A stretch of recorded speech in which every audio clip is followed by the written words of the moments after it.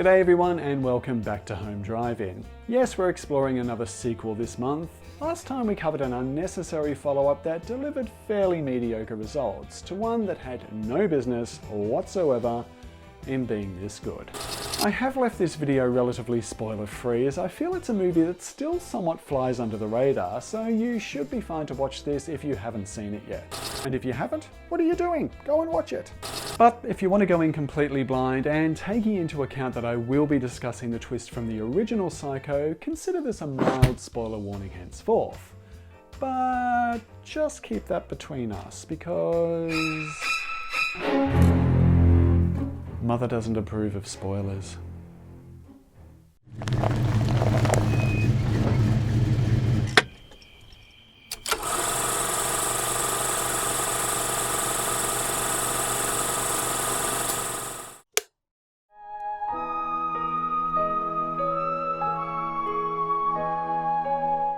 Released in 1983, Psycho 2 is the sequel to Alfred Hitchcock's 1960 classic, which introduced Norman Bates, a young man running a hotel under the presumed watchful eye of his domineering mother. The by now famous twist is that Norman killed his mother as a child, then assumed her personality and wardrobe to commit several murders, including Janet Leigh's Marion Crane in Psycho's now infamous shower scene. This sequel, set 22 years later, sees Norman presumably rehabilitated and released from psychiatric care, much to the objection of Lila Loomis, who is understandably livid that her sister's murderer is being set free. When Norman returns home and takes up a job at a local diner, he befriends a young waitress with whom he works, yet he soon starts to receive strange letters and phone calls from someone claiming to be his mother.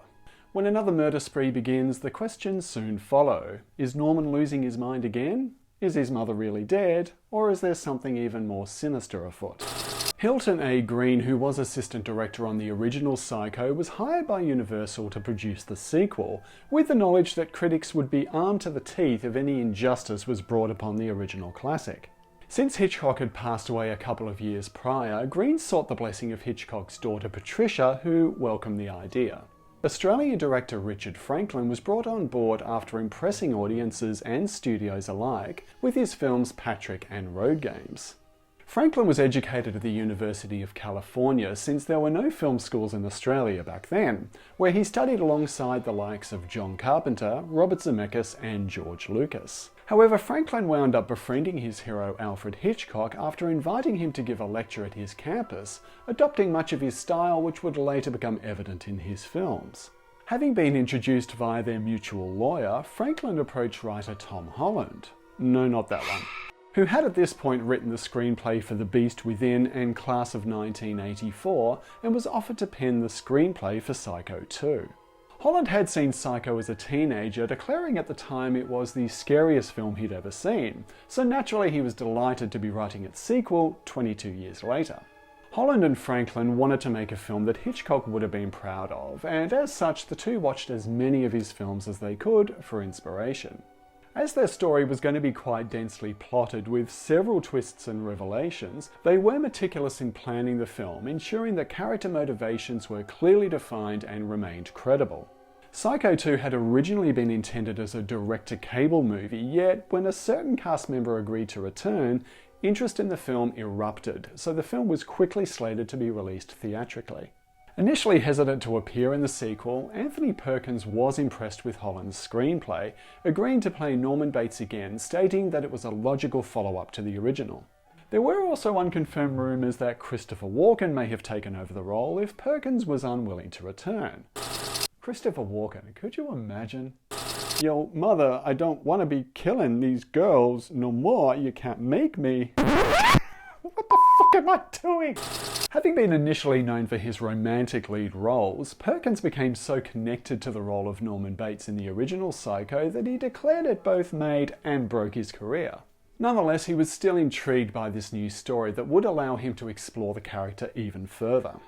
Vera Miles was not a fan of sequels, yet agreed to reprise her role as Lila, again due to the quality of the script and the fact she could sympathise with her character's motivations. Being the daughter of original Psycho star Janet Leigh, there were reports that Jamie Lee Curtis was considered for the role of Mary.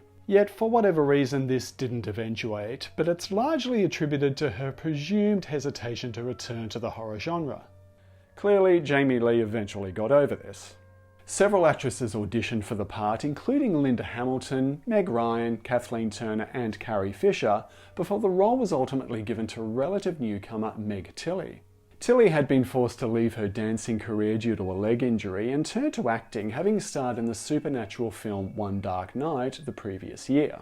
She gave an impressive audition, with Franklin and Holland stating that she demonstrated an innocence and openness that was essential for this role. Veteran actor Robert Loggia, who had enjoyed a 3-decade career, appearing in such films as An Officer and a Gentleman, co-stars as Dr. Raymond, the psychiatrist who helps integrate Norman Bates back into society. Hugh Gillen, who had made a fairly late start in his career, features as the somewhat sympathetic if slightly clueless Sheriff Hunt. The film would also give us one of the first feature film performances of actor Dennis Franz, who would go on to star in the TV series NYPD Blue. Having appeared as a less than savoury character in Brian De Palma's thriller Blowout, Franz is cast as an equally loutish hotel manager, Toomey.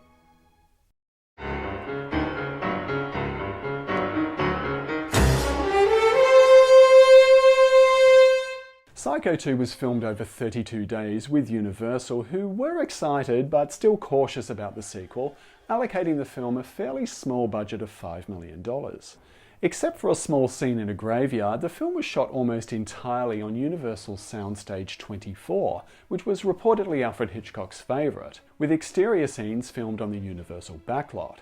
This would include a short scene toward the film's end involving a courthouse, which the observant viewer may recognise as the famous clock tower from the Back to the Future series. The crew found the atmosphere on set to be relatively harmonious for the most part. However, there was some tension on set between the film's two central performers.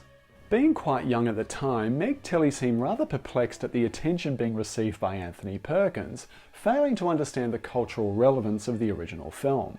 This reportedly did not bide well with Perkins, who at one point, even though half the film was already in the can, allegedly wanted the young actress replaced. Don't worry, Norman, I won't. It appears that Perkins was triggered when he felt that Tilly wasn't giving the desired performance on a scene that Perkins himself insisted be included in the film, a truly touching moment when Mary consoles Norman about his fading memories of his mother. However, the scene became a highlight for fans and critics alike, who would go on to praise Tilly's performance throughout, and her on-screen chemistry with Perkins shows no sign of any tension between the two. Returning co-stars Vera Miles and Anthony Perkins hardly got to know each other when filming the original Psycho due to their rather introverted personalities at the time, yet became a little more acquainted during the production of Psycho 2.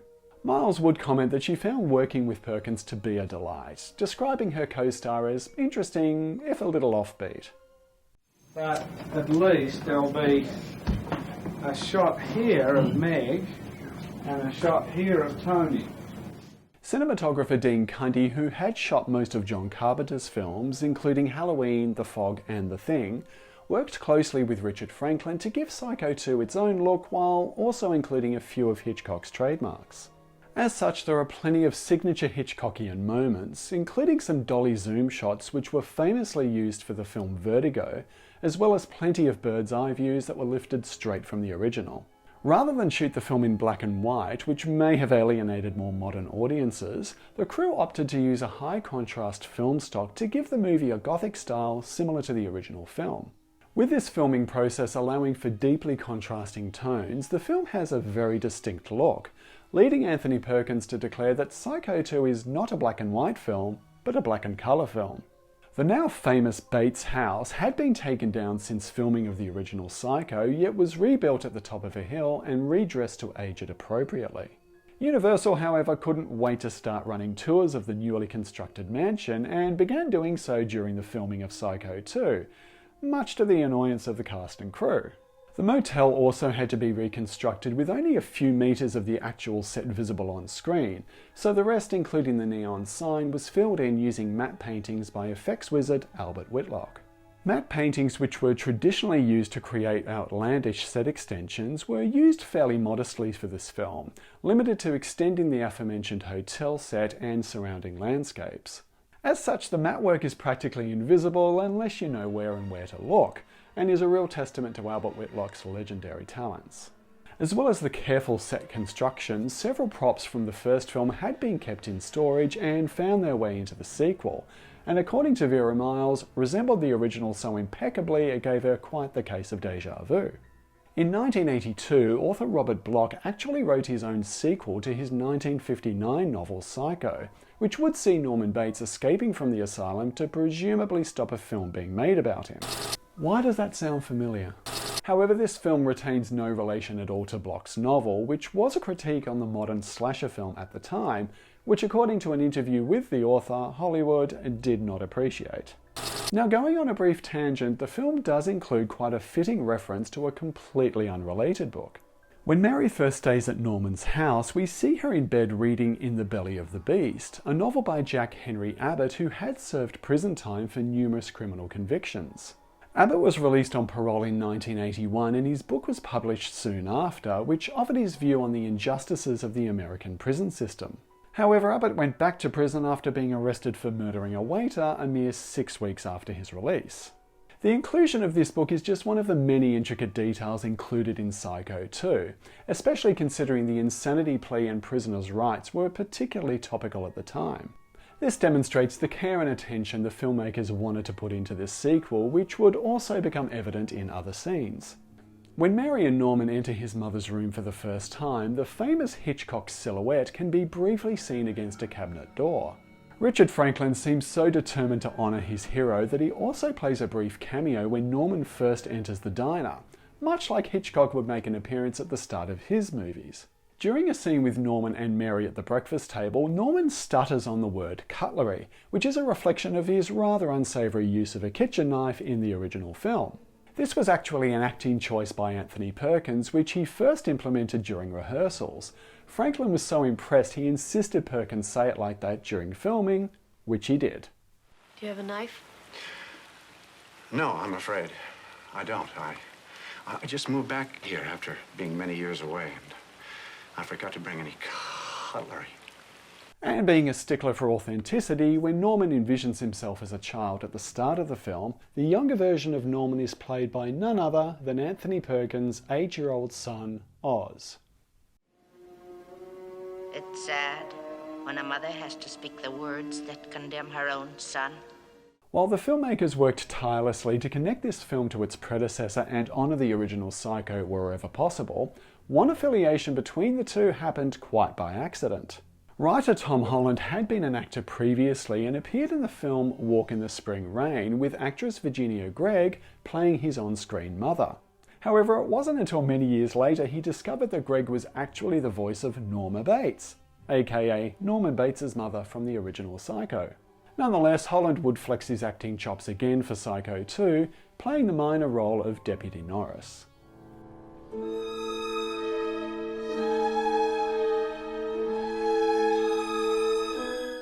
While John Williams was originally considered for the film, musical reins were ultimately handed over to acclaimed composer Jerry Goldsmith. Goldsmith at this point had become renowned for his themes for the Star Trek films, Poltergeist and Alien, and also happened to be a close friend of original Psycho composer Bernard Herrmann.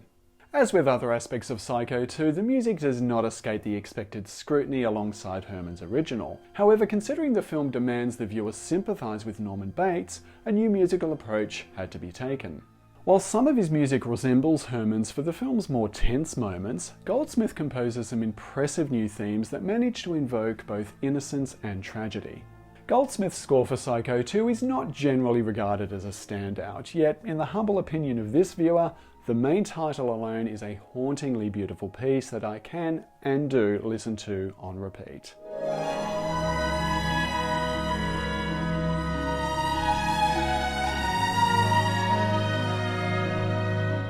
The soundtrack was originally released by MCA Records in 1983 and Varice Sarabande in 1990, with 9 tracks totaling about half an hour. However, Intrada Records reissued the soundtrack in 2014 with a whopping 31 tracks, totaling 74 minutes, and is reportedly well worth the purchase if you're a fan. I have a petition here signed by 700 than 43 people against Norman Bates' release. Madam, please sit down. This matter is being represented by the district attorney. Norman was not convicted of murder. He was found not guilty by reason of insanity. Don't you realize they're going to release a homicidal maniac? You to sit down, Mrs. Loomis. It's all too obvious. Our courts protect the criminals, not their victims. Psycho 2 hit cinemas in June of 1983, making approximately $35 million worldwide, coming in at number 2 in its opening week, right behind another long-awaited follow-up that had opened the week before.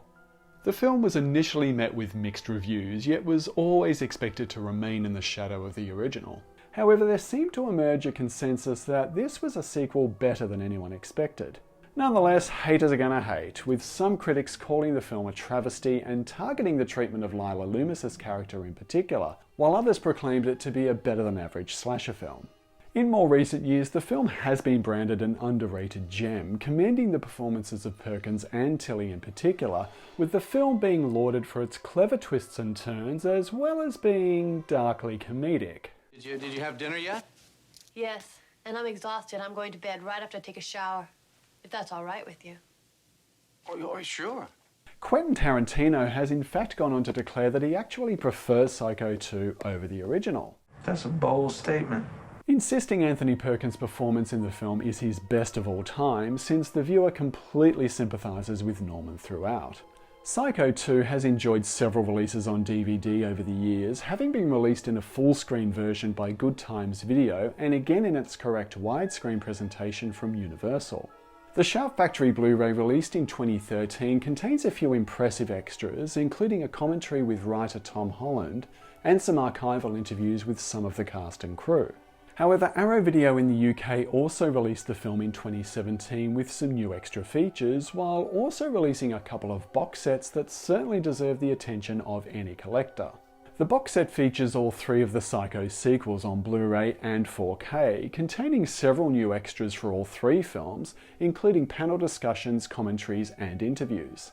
There was a limited edition box set with the original Psycho as well, which sadly seems to have sold out at the time of creating this video. We can only hope it'll be made available again at some stage. And one more tangent.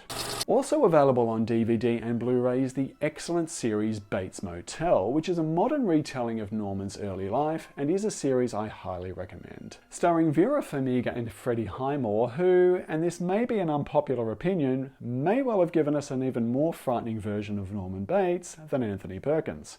What? It seems Anthony Perkins couldn't escape Norman's shadow, reprising the role again in Psycho 3, in which he also took the director's chair, and once again in the made-for-TV prequel Psycho 4 The Beginning. An article in the National Enquirer stated that Perkins had tested positive for HIV, a fact up until this point he was completely unaware of. It was later assumed that blood test results associated with the treatment he was receiving for facial palsy at the time may have been leaked to the tabloids. Perkins ultimately got himself tested, in which he did indeed return a positive result, keeping his diagnosis relatively secret for 2 years until he sadly succumbed to his illness in September of 1992. He was just 60 years old. Vera Miles would return to the horror genre in the 1984 film The Initiation, as well as appearing in several TV shows including The Love Boat and Murder, She Wrote, before retiring from acting in 1995. Meg Tilly appeared in the 1983 film The Big Chill, which received several Oscar nominations, including Best Picture. Tilly was also chosen for the role of Constance Mozart in the film Amadeus, yet sadly had to be replaced due to a leg injury, with the role ultimately going to Elizabeth Berridge. Tilly would go on to receive an Oscar nomination for Best Supporting Actress for her role in Agnes of God, and would return to the horror genre as Carol Malone in the 1993 adaptation Body Snatchers. Meg Tilly did take a hiatus from acting for well over a decade, but has since returned to the industry, receiving several accolades for her role in the TV series Bomb Girls. Robert Loggia would appear as Frank Lopez in Brian De Palma's Scarface later in 1983, and is recognisable for several films including Big, Independence Day, and David Lynch's Lost Highway.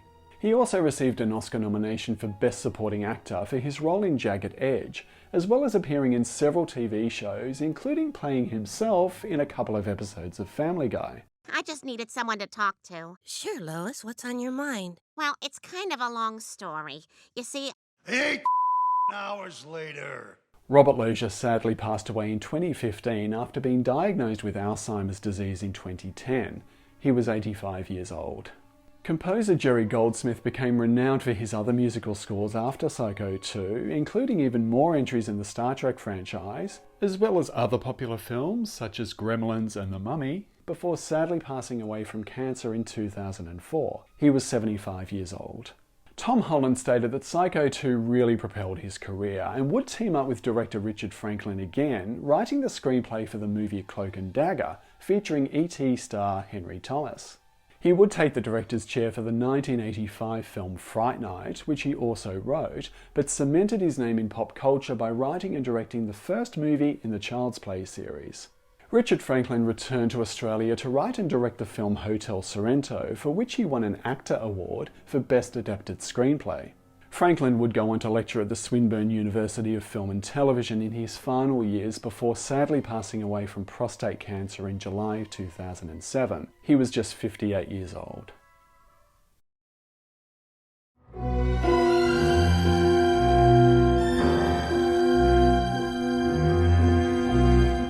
Psycho 2 is not only a terrific suspense film in its own right, but I'd even go far as saying it's a more than worthy follow-up to the original, which was no easy feat to be sure. Rather than emulate the repetitive cycle of horror sequels that would populate the 1980s, Psycho 2's twist on making Norman Bates our protagonist was a welcome stroke of genius, effectively blurring the distinction between right and wrong as Norman attempts to integrate into mainstream society, while Lila Loomis emerges as somewhat of an antagonist with some completely understandable motives.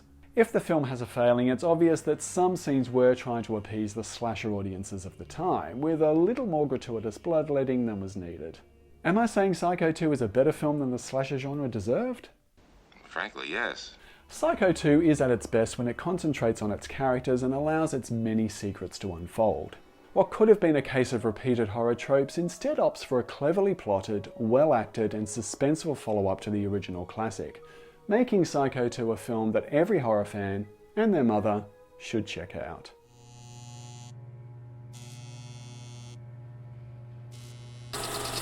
Thanks so much for watching this retrospective, everyone. If you haven't seen Psycho 2 yet, I hope this video has encouraged you to do so, as I believe it is well worth your time. But if you have seen it, I would love to hear your thoughts, so feel free to leave me a comment, and don't forget to like, share, subscribe if you want to do that too. I will be back soon with a new video, but until then, be good to yourselves and each other and your mothers, and I'll see you next time.